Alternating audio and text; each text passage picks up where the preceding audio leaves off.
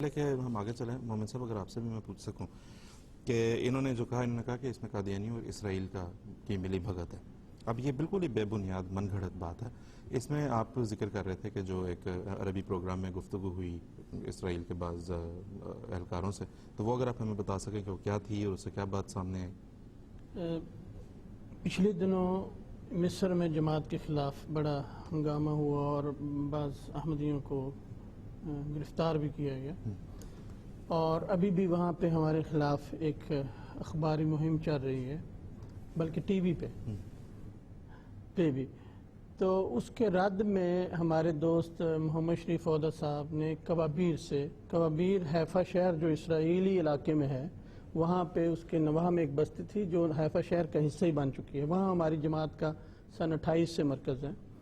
تو وہاں سے انہوں نے ایک لائیو پروگرام کیا عربی میں، اور اس میں مختلف لوگوں، صحافیوں اور عربوں سے بات کی کہ ہمارے پہ یہ الزام لگایا جاتا ہے کہ اسرائیلی فوج میں یا اسرائیلی پولیس میں یا اور ایسے اداروں میں احمدی ہیں، بلکہ 600 احمدی ہیں اسرائیلی فوج میں. تو اس بارے میں آپ بتائیں، آپ ہمیں جانتے ہیں.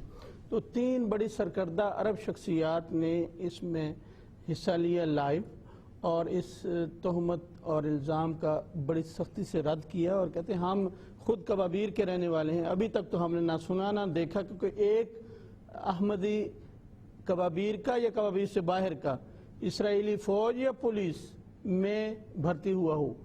جبکہ ہم جانتے ہیں کہ اور عرب اور مسلمان، جیسے دروز اور سرش کے علاقے کے بعد مسلمان، وہ اسرائیلی فوج میں بھی ہیں، پولیس میں بھی ہیں. بلکہ میں خود گواہ ہوں کہ میں جب مسجد اقصی دیکھنے گیا تو وہاں پہ اسرائیلی فوج نے اس وقت جو سپاہی متعین کیے ہوئے تھے وہ دروز تھے، اور دروز مسلمانوں کا ایک باطنی فرقہ ہے، مشہور ہے، جانتے ہیں سارے عرب. تو یہ بات اس میں 3 سرکردہ شخصیات نے کی، جن میں سے ایک اسرائیلی پارلیمنٹ کا عرب ممبر تھا اور اکا کے علاقے کا تھا، اور سابقہ ممبر تھا، اور 2 خود کوابیر سے عرب تھے. اور دور جانے کی کیا بات ہے، یہ حسن عودہ جو کوابیر سے ہی تھا اور جو 89 میں مرتد ہوا تھا، اور منظور چنیوٹی کے ساتھ اس نے یہاں لندن میں بڑی اس کے کندھے پہ بیٹھ کانفرنس کی تھی، اس سے بھی یہ سوال ہوا تھا اس سے، اور اس وقت کی جنگ میں یہ اس کا انٹرویو شائع شدہ ہے. اس سے آخری سوال یہی پوچھا گیا تھا کہ سنا ہے وہاں پہ 600 قادیانی ہیں اسرائیلی فوج میں، تو تم بتاؤ. اس نے اس موقع پہ بھی یہ کہا کہ نہیں، کوئی بھی نہیں. تو یہ چیزیں الزام ہیں. الزام تو انسان جتنی مرضی بار دہرا لے، لیکن وہ سچ نہیں ہو سکتی.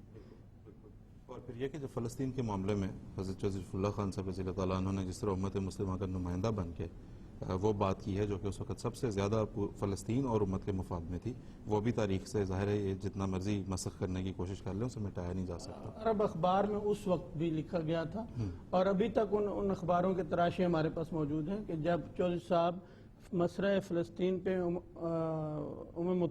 متحدہ میں تقریر کرنے کے بعد، اقوام متحدہ میں تقریر کرنے کے بعد اپنے ڈائس پہ واپس آئے، تو عرب نمائندے بھاگ کے آپ کے پاس گئے اور آپ کا ہاتھ چوما اور کہا کہ اس طرح کا دفاع کسی اور نے نہیں کیا، حالانکہ ہم عرب ہیں، پر تم غیر عربی ہو کے فلسطین کے قضیے کا اتنا دفاع کر گئے. بلکہ بعض نے کہا کہ مسئلہ فلسطین کا ظفر اللہ خان ہیرو ہے.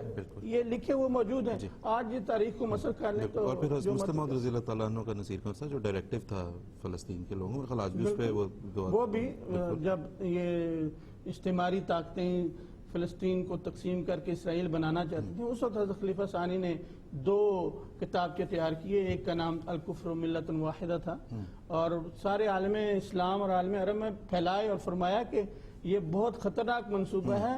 خطرہ بیت المقدس کو نہیں بلکہ مدینہ اور منورہ کا ہے، کیونکہ دشمن یہاں ان نبی کریم صلی اللہ علیہ وسلم اور اسلام کے ان مقدس مقامات کے قریب آ کے بیٹھ کے اسلام کو نقصان پہنچانا چاہتا ہے. اور آپ نے یہ بھی فرمایا کہ مسلمان حکومتوں کو فلسطینیوں کی مدد کرنی چاہیے. جی بالکل بالکل جی ٹھیک. کیا اسرائیل کے ایجنٹ اس طرح کی باتیں کر سکتے ہیں؟ بالکل.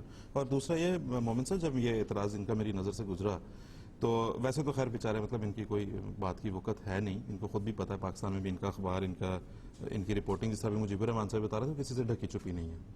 تو لیکن میں نے دیکھا، میں نے کہا آخر کس بات پہ انہوں نے بیس کی ہوگی، یہ بات کوئی انہوں نے کیا بنایا ہے. تو اس میں نے دیکھا کہ ان کے جو گزشتہ کچھ کالمز میں کبھی انہوں نے کسی موبائل فون کی کمپنی کو اسرائیل کا ایجنٹ قرار دیا، کبھی انہوں نے اپنی گلی میں آنے والے سبزی فروش کو اسرائیل کا ایجنٹ قرار دیا، کبھی انہوں نے کسی موچی کو قرار دیا، کبھی کسی مذہبی جماعت کو قرار دے دیا. تو یہ پتہ نہیں بیچارے مطلب ان کی انٹینشن کیا ہے اور یہ کیا چاہتے ہیں. تو جی نصیر صاحب جی دلچسپ سی بات ہے. جی یہ جو آپ نے ایک بات اس میں کی نا کہ انگریزوں کے ایجنٹ ہیں یا عیسائیوں کے ایجنٹ ہیں، آئے دن اعتراض کرتے رہتے ہیں. ہمارے ایک نو احمدی عرب دوست نے اس کا بڑا خوبصورت سا جواب دیا. وہ ایک مولوی کے پاس گئے اور اس کو تو وہ مولوی صاحب ان سے کہنے لگے تم انگریزوں کے ایجنٹ ہو، تم عیسائیوں کے ایجنٹ ہو. اور یہ بالکل نئے آمدی ہوئے زیادہ کوئی تاریخی حقائق کا اور تفصیلات کا ان کے پاس تو علم نہیں تھا. وہ مولوی صاحب کہنے لگے مولوی صاحب آپ یہ بتائیں عیسیٰ علیہ السلام کہاں ہیں؟ تو مولوی اوپر کی طرف انگلی کر کے کہنے لگا کہ آسمان پر. تو یہ کہنے لگے کہ حضرت صلی اللہ علیہ وسلم کہاں ہیں؟ کہنے لگے کہ وہ زمین میں دفن ہے. تو پھر انہوں نے پوچھا کہ آپ یہ بتائیں کہ یہ عیسائیوں کا کیا خیال ہے کہ عیسیٰ علیہ السلام کہاں ہیں؟ کہنے لگے وہ اوپر ہے. عیسائیوں کا یہی عقیدہ ہے کہ عیسیٰ علیہ السلام زندہ آسمان پر ہے. تو یہ ہمارے نو احمدی عرب کہنے لگے کہ یہ بتاؤ کہ اس عقیدے کے ساتھ عیسائیوں کا ایجنٹ تم ہو کہ میں تو یہ کہہ رہا ہوں کہ محمد مصطفیٰ صلی اللہ علیہ وسلم اپنے فاضہ روحانی کے لحاظ سے زندہ رسول ہیں اور غیرت کی جا ہے عیسیٰ زندہ ہو آسمان پر مدفون ہو زمین میں شاہ جہاں ہمارا. تو تمہارے عقائد جو ہیں وہ عیسائیوں کو تقویت دے رہے ہیں، الزام مجھے دے رہے ہو کہ میں عیسائیوں کا ایجنٹ ہوں. بالکل. بہت بہت شکریہ.